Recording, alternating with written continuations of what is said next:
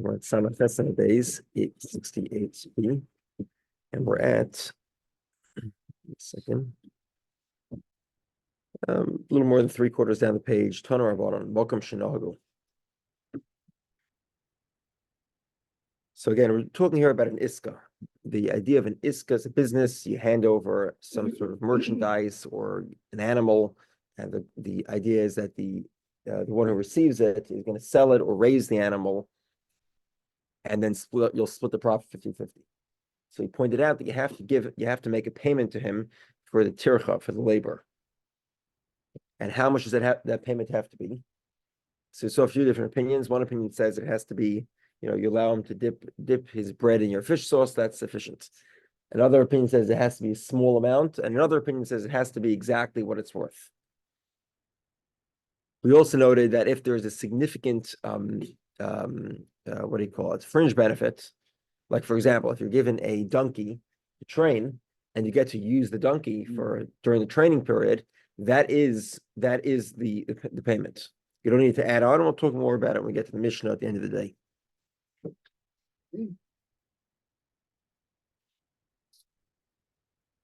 And similarly, we discussed sort of some of the debates that we saw yesterday were revolving around whether some small form of payment is actually considered payment, or it's considered sort of just nobody really cares about these things and they're not important. We'll get to another one right now. Tanar Rabbanan. So you have Makam Shinagu Lahalis Schar Kotzef Lemois Lebehema Mailan. So guy's a rancher. You're giving him small animals, goats and sheep to raise, and you pay him a fee for the fact that he has to carry them on his shoulder.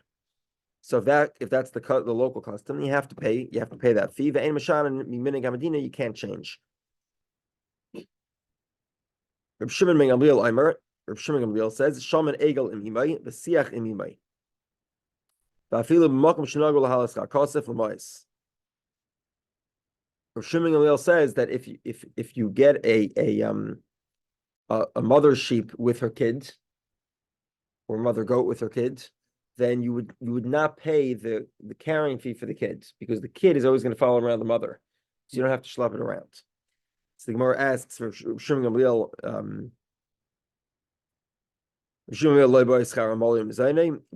what about the fee for the labor and the fee for the mezainis, so the food? In other words, while it's true that you wouldn't have to pay the schar kosef, the fee for carrying the animal, because the animal's going to walk, but what about the other fees?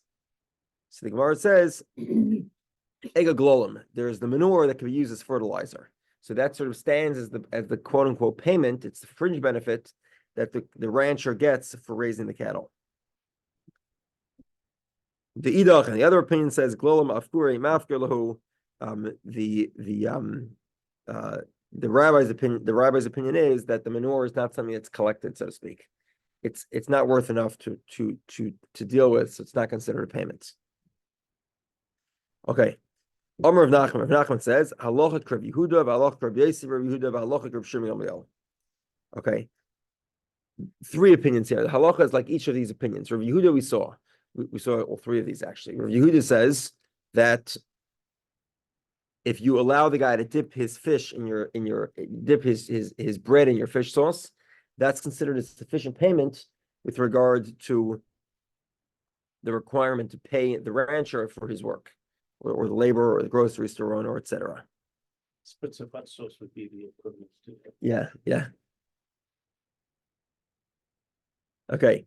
The halacha follows the opinion of Rabbi Yosi. Rabbi Yosi says that there is a fringe benefit to owning goats, even if you only get the whey. You don't actually get the milk. The original the investor takes the milk, but because you get the whey, that's considered sufficient payment. Or you get the tutoris, and that is the sort of strands of the animal that are left behind in the property, strands of wool.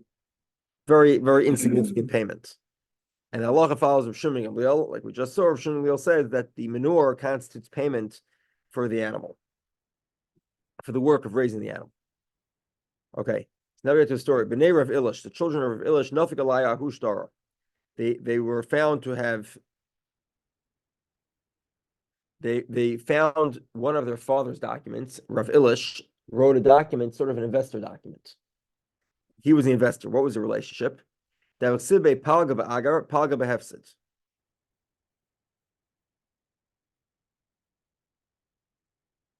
The document indicated, one second.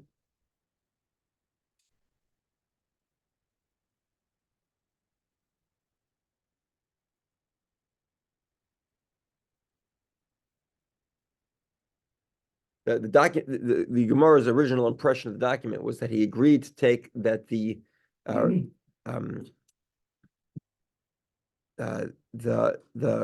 grocery store owner or the rancher agreed to take the investment and give 50% of the profits to Rav Ilish, and there was no specification that Rav Ilish would have to pay any fee. So the Gemara says, Rava says, Rav Ilish Gav Rabba. Rav Ilish was a great man. He would not supply prohibitions, meaning Rav Ilish would not engage in such a contract unless it was permitted. So Rava reinterpreted the contract and said, one second. The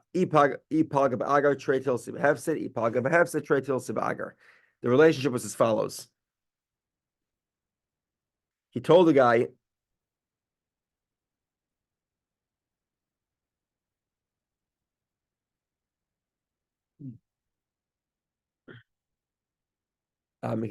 either you can give me half of the profits and I'll take 2/3 of the responsibility, or the opposite. Or if you take half the responsibility, then Tretil Sibagar, you'll get 2/3 of the profit.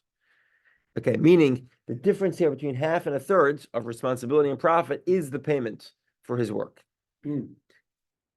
Is that, and that's why it's not ribis. Amar of Kahana, so if Kahana says, I told the story over to Rizvid, but Amar Li and Rizvid said to me, Dilmar of Ilash Taivalim B'tzir Hava. Is it such a major question that Rav Ilish did not provide him money? Maybe Rav Ilish gave him some fish sauce. They were eating the contract, and he let him dip into his fish sauce. V'amar of Nachman, and Rav Nachman says, Allah Rav Yehudah, that the halacha follows Rav Yehudah, that it is sufficient payment for the rancher if he's allowed to dip in the investor's fish sauce. So why is it such a major question? The fact that Rav Ilish did not supply the rancher with the payment for his labor. Amar Lei, he says, no, you're making a mistake. The statement of Rav Nachman was not lav hilchasa itmar el shita itmar. Very often you have this in Talmud where the Gemara says all these 5 opinions, they're the same opinion. So what Rav Nachman was really doing was he was not saying the halacha follows this opinion. He was saying that they are the same opinion. Yeah. All of them basically have this idea that the payment is token in nature. Mm-hmm. And therefore, the halacha doesn't necessarily follow the opinion of Rav Nachman. This makes sense. Because if you'll say that he actually meant to say it was the halacha, what does he have to give? What does he have to specify? The halacha follows all 3 opinions. Lema halacha Rav Yehudah to make a mikulu. The most lenient opinion is Rav Yehudah with the fish sauce. Rav Yossi says you have to give way. And according to Rav Shimon Gamliel, you have to give the menorah. But weitzos is obviously the smallest payment. So if you said the halacha is like Rav Yehudah, obviously everybody else is included.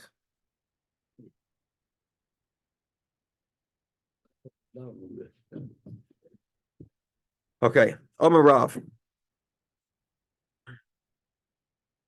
Moiser shlish b'scharecha harei mutter. So this was sort of a standard investing practice, where you had a given commodity, you handed it over to the broker, he was going to sell it for a third profit. And the arrangement was as follows: if you sell for more than a third, then you get to keep the extra. Is that considered payment for the broker? Or this could be really a rancher, same idea, sort of where the increase in value in the farm animal is a third. And he told him, if you increase it more than a third, then you got to keep the additional profits. So Rav says it's permitted. This constitutes a payment.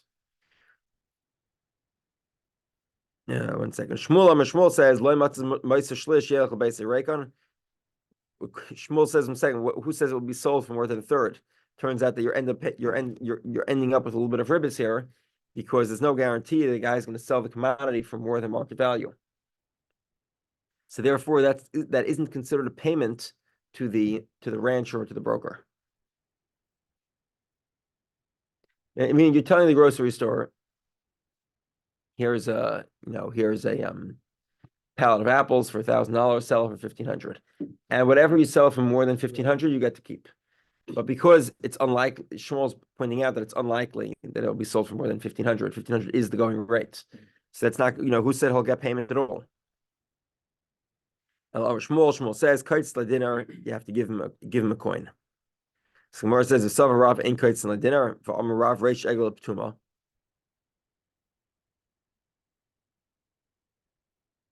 One second. So, in other words, does Rav hold that you're exempt from paying the coin? What about the fact that Rav said that you have to give Reish Egel Ptuma, the head of the? So this is a guy who's raising animals for slaughter. He gets to keep the head of the animal, as sort of payment. My love, presumably the Amar Le it would be the case that you'd have to give him the head of the animal, even if you said that the head of the animal should go to him. You're not getting ahead of yourself there, are you, Rabbi? Even if you said that a third of that, if he sells the animal for more than a third, he would get to keep the extra. Meaning, again, the guy's raising animals for cattle. He starts with the $1,000 animal. He sells it for $1,500. Okay, so now, 1 second.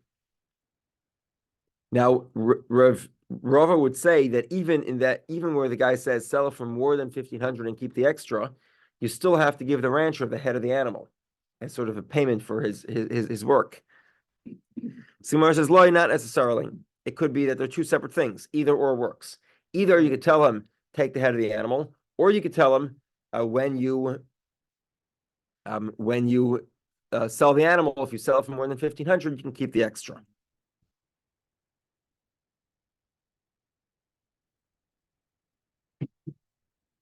I can pay you, the rancher, for your work in one of two ways: either with anything above $1,500, or with the head of the animal. Another possibility is Kamma Rav Meiser Shlish B'Scharecha Mutter and the Islay Behema L'Didei the Amri Inche Govel L'Tura. Another possibility is that it could be Rav holds you always have to make a payment. And it could be Rav would hold like Shmuel, that if it was more than a third, if you tell him more than a third, or really anything you sell more than market price you can keep, it is not sufficient as payment. But what's unique here is that the guy has his own animal anyway. In effect, there's no additional labor to take care of your animal more than he already has to work for his own animal. And because there's no additional labor, there's no requirement to make that payment. Pay addition, Rabbi, please. A little less than halfway down, 69a. First one line is Mehagrunya. So Govlatura, sort of when you're mixing the barley for your ox, it doesn't take any more really any more effort to mix the barley for two oxen. Rabbi Lozer Mehagrunya. Rabbi Lozer from Hagrunya, Zovin Behema V'Yavli La'arise. He bought an animal and he gave it to a sharecropper. So he was a sharecropper, or more in English, you might call it a shear rancher, right? And he was the agreement was, he was going to take a certain percentage of presumably 50% of the animal that was being raised. So he paid him by giving him the head of the animal. So he gave him the animal, and he gave him half of the profits. Amrle Dvisayos, his wife said to him, Alisa.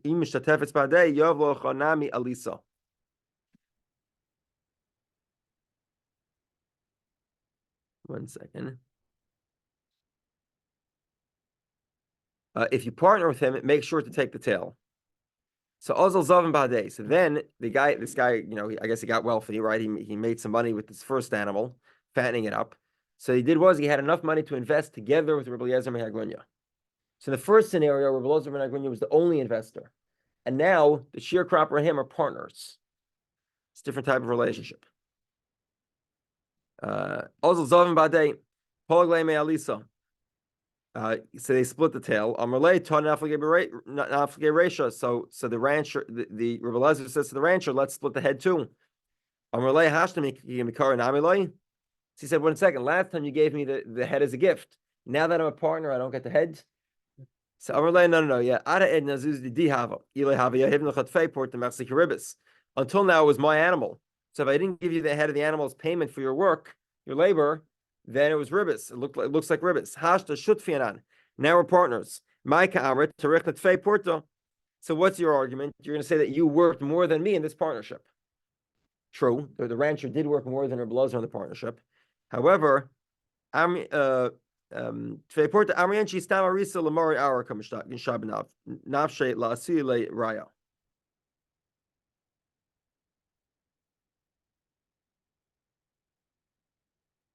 one second. So he says to him, you have to work for me anyway.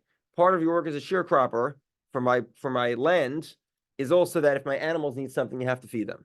So therefore, you're already obligated to feed my animals. And the fact that you work to feed my animal doesn't increase your percentage of the partnership. So they split the animal 50-50. Okay, Tana Rabbanon. The rabbis taught Hasam behemel chaveroi ad mosei chayav l'tababa. So you have this rancher investment relationship. How long do you have to deal with the animal? How long is the normal period to raise an animal? So Simcha says, for donkeys, it's 18 months. The goydrois for small animal, thin animals, literally something like a sheep or a goat, is 24 months. Then if you want to sort of split and sell the animal within that time frame, your friend has the ability to stop you from selling it because the full profit only comes later. Now, the next Gemara has two versions. I'm going to go with the first version of Rashi, even though it is a little bit difficult. That even though it's 24 months, 1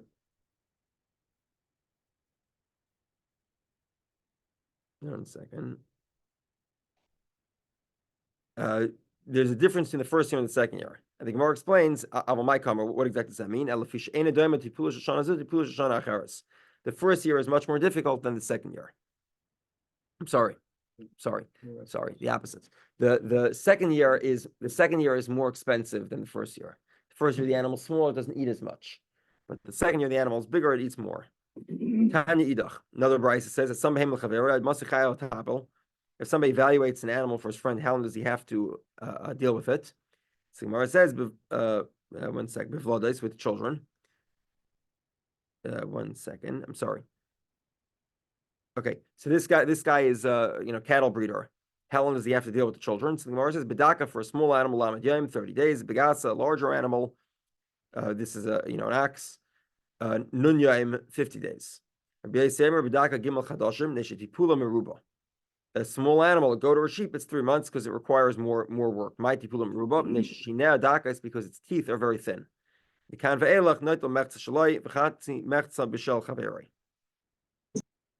So up until that point, they're sort of on the original contract. Once the animal is large enough that it's ready to be returned, if he continues ranching it, he can charge his friend half of his friend's profit as the cost of raising the animal. So he gets the 50% of the animal for, bringing the animal to a healthy, bringing a potentially not even pregnant animal.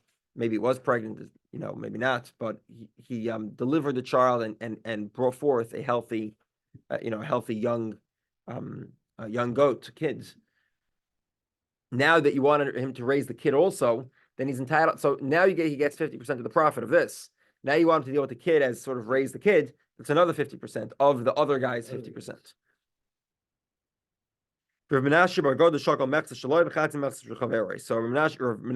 apparently was a cattle breeder, and this is what he did. He took at some point 50% of the other guy's 50% once the animal was due to be returned. Also, so the guy brought him to Abaya for it in Torah. He wasn't happy. He said basically, who evaluated this for you? Who, in other words, you're claiming that this is your right, but who made the evaluation? This is a place where it is normal for the animals to be raised. It's not yagdilu. Meaning the town that we're in, it is normal that the relationship continues to raise the young kid, in the infant animal, to adulthood. So therefore, you're not entitled to take half of half. This is only where it's normal that you raise the kid until he's 30 days, 3 months, whatever it is, but then you give it back. If that's the case, then you're entitled to take half of his half. But over here, we live in a place, or you live in a place, where it is normal to raise the kid to adulthood, and therefore you're not entitled to charge him for that separately to raise the kid to adulthood. There were these two kusim that made a business together. One guy decides one day, you know what? I'm splitting up I'm selling the animal, I'm taking my profits. They went to Rapapa for the entire what difference does it make? Apparently, whatever asset they were dealing with was a very liquid commodity. And your Papa said, look, because you're in a partnership in a liquid commodity, it's as if the commodity was already sold. So your friend is perfectly entitled to take his half. So sure enough, what happened? The Shana the next year, the other friend had the business. So Zav and Chamra. So the friend that took the loss the first year, the friend who was blindsided, he decided he's going to blindside his first friend, the other guy. So he took the wine and he sold it. Or say Zav and Chamra, he bought the wine. And I'm sorry, Zav and Chamra, they bought the wine for investment. So the investment was wine. So this guy went ahead and he took half the wine. He split it without telling his friend. Also, to Rav Papa. They went to Rav Papa. Amrlei. So Rav Papa said to them, "Man palaglach."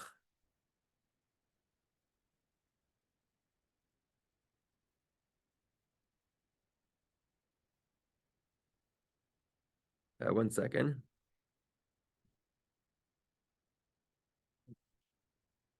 Also, Rav Papa. Amrlei man palaglach. Who sort of split this for you? Meaning, what he was asking him, meaning was that.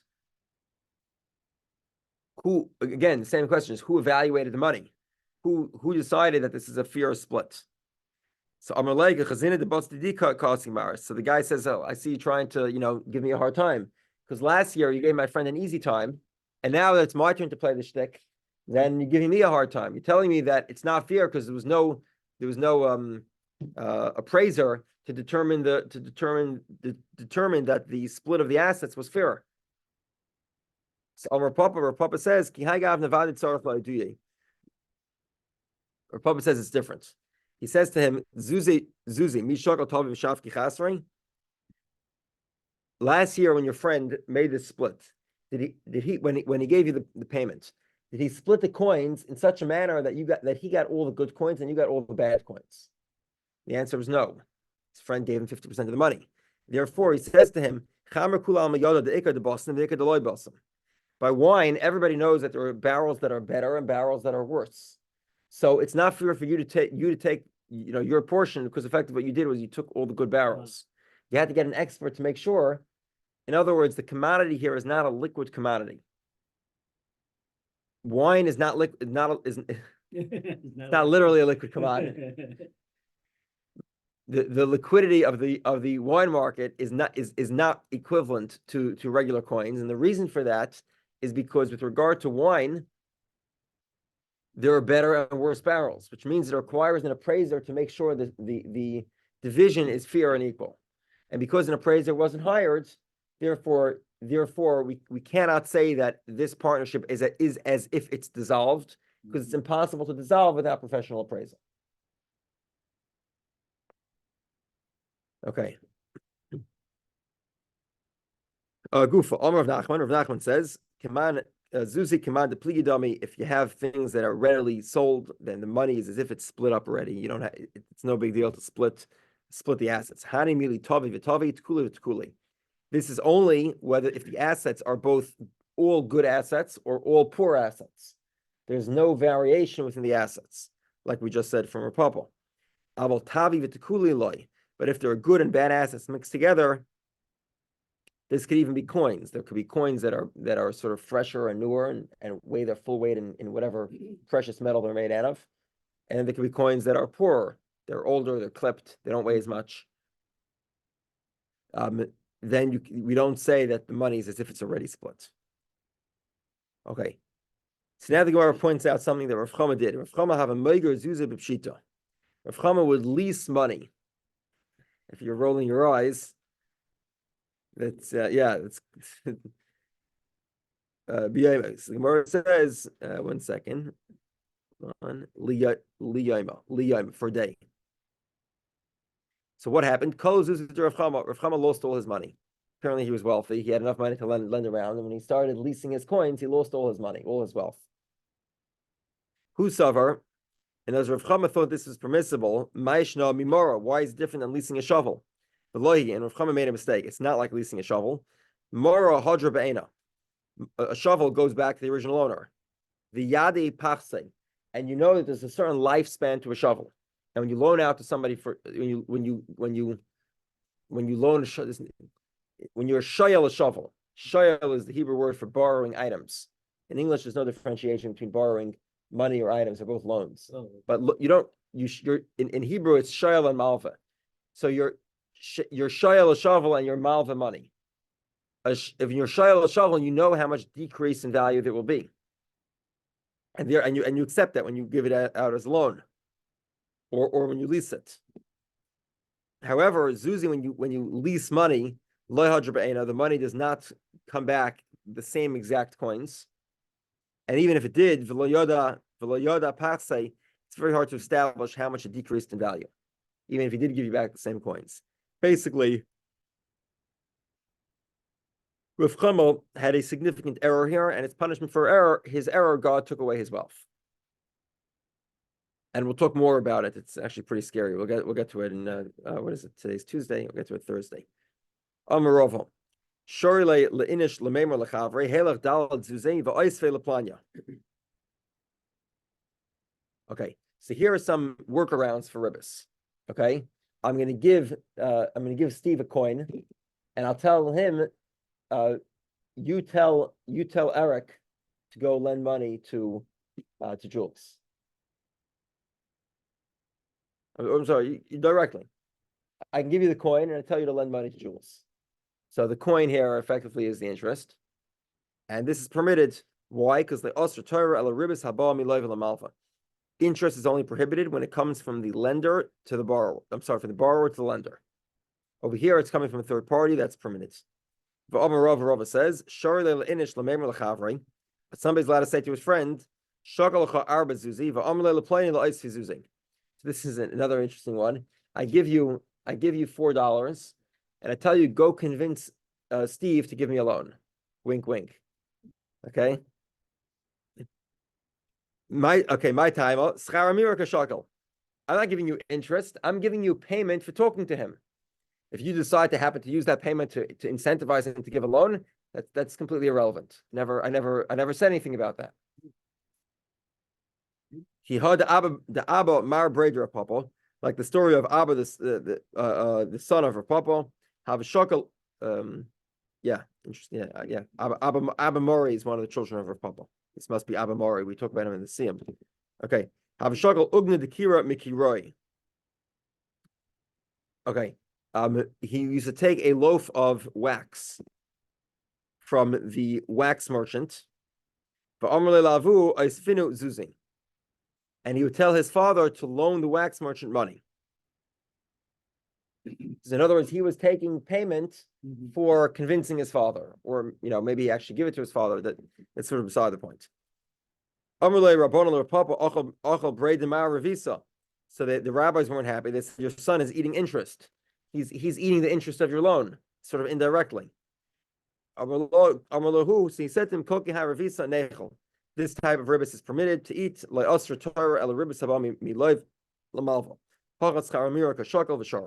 Over here, he's taking payment for convincing somebody to give him money, and therefore it is permitted. Okay, Mishnah. Shaman. Okay, the previous Mishnah was talking about animals that don't have a lot of fringe benefits to having them around. But obviously, if you have an ox or a donkey, an ox or a or cow, there's a lot of fringe benefits. There's quite useful animals, and these animals certainly earn their keep. So if you're a rancher and you're getting an investor to give you the animals for free, you can sort of plow your field with these animals. So shaman para v'chamor v'chol davar shu oisav oichel lemechza. These are animals that are oisav oichel. They work. They're productive animals. So therefore, in this type of rancher relationship, you can split the profits 50-50. You don't need to pay the rancher. Again, you give them the rancher either young animals or money to buy animals. He buys the animals, raises them to adulthood, maybe to slaughter, maybe to train, and then he sells them for a profit, either as farm animals or as slaughter animals. So because these animals are so useful, and you're giving the guy basically gets free use of the animal while he's training or raising the animal. So therefore, that's considered a payment, and you don't have to give him a separate payment.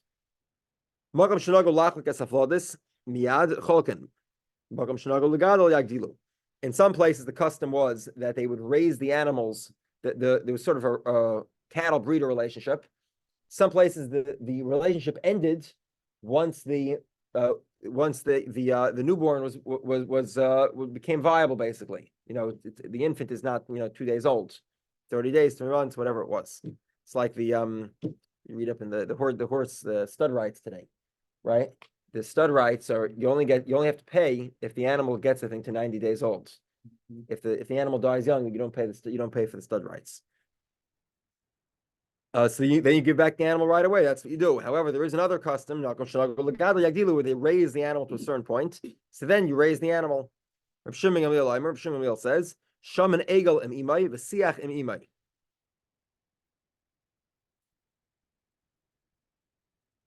One second. Yeah, basically you can include the payment for the mother includes payment for the child, because the child is sort of nursing from the mother, and wherever the mother is, it follows. So it doesn't take any extra labor, and therefore you don't have to pay anything extra for it.